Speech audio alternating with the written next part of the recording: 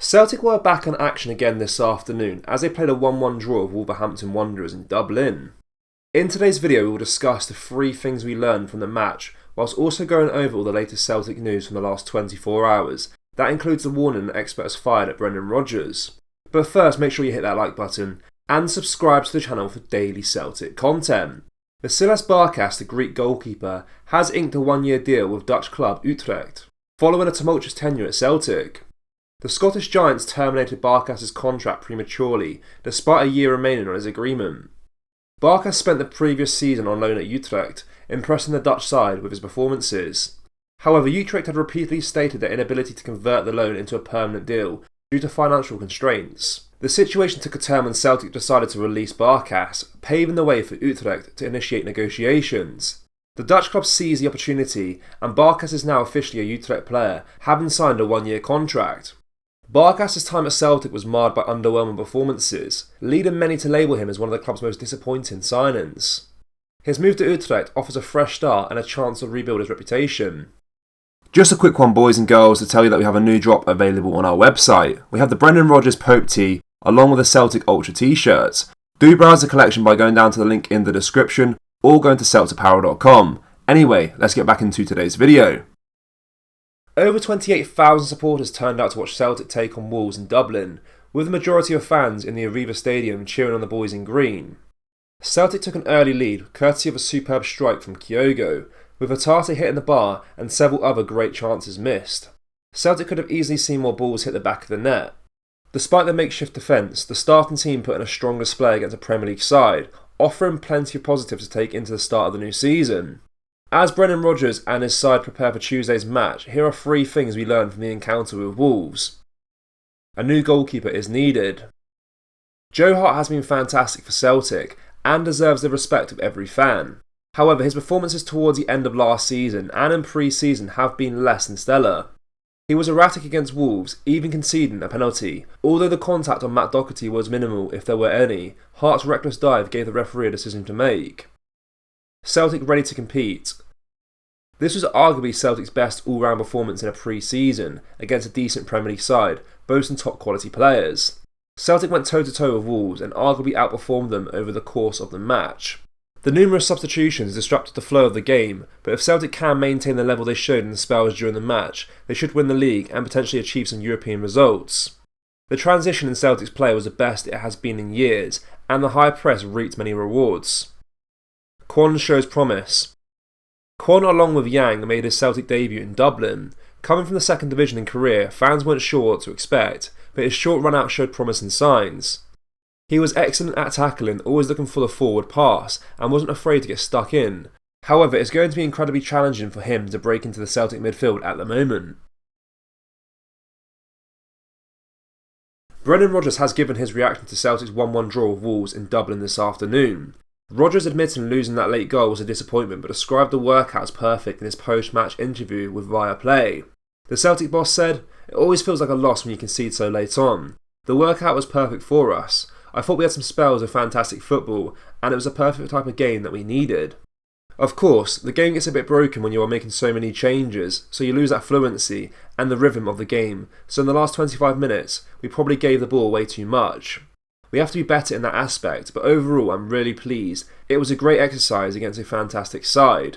When asked how his side can still improve from this point onwards, Rodgers continued, "I think it's just about building on the fitness and aspects of the positioning. The team is obviously playing well, but there are certain phases of the play we can improve, but I thought in the build-up we were really good under pressure. It is just about the positional elements, and on Tuesday we will play 2 teams as players need to get some minutes into their legs, and that will be our final preparation before the season starts." Brendan Rodgers needs to assess the goalkeeper position at Celtic. Speaking exclusively to Football Insider, former Hoop striker Frank McAvenny said the Celts matches in pre-season will answer a lot of questions for the new manager.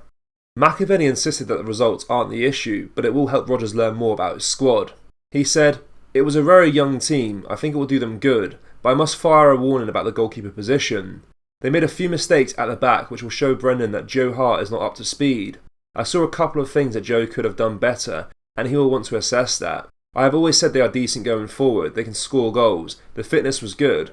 This time normally they are approaching the qualifying rounds, so it is a big change, but a chance for Brendan to see the players he has got to work with. According to a popular Newcastle FC fan media site, Scotland international Ryan Fraser is currently in talks with both Leeds United and Celtic. While his potential signing may not be popular among Celtic fans, it could prove to be a strategic move for the club, particularly in terms of meeting UEFA's European quota. Fraser, who played for Aberdeen between 2010 and 2013, could replace James McCarthy or Stephen Welsh on Celtic's list of homegrown players. Both McCarthy and Welsh are rumoured to be potentially leaving the club this summer, which would leave Celtic with 2 vacant slots in their quota for UEFA competitions. While Fraser's potential arrival at Celtic Park may not be universally welcomed, it's worth considering the player's credentials. As a Scotland international with Premier League experience, Fraser could bring a wealth of experience and a different dynamic to Celtic's attack. His versatility on the wings and his ability to create scoring opportunities could be a valuable asset for the club. He almost definitely won't be a first team starter every single week, but he'll be a good squad player. As always, the final decision will rest with the club's management and their assessment of what Fraser could bring to Celtic. The recruitment has been good so far, so if these rumours do turn out to be true, we have to trust in Brendan. New Celtic star Hyun-Jun Yang has set an ambitious vision for next year's Olympics.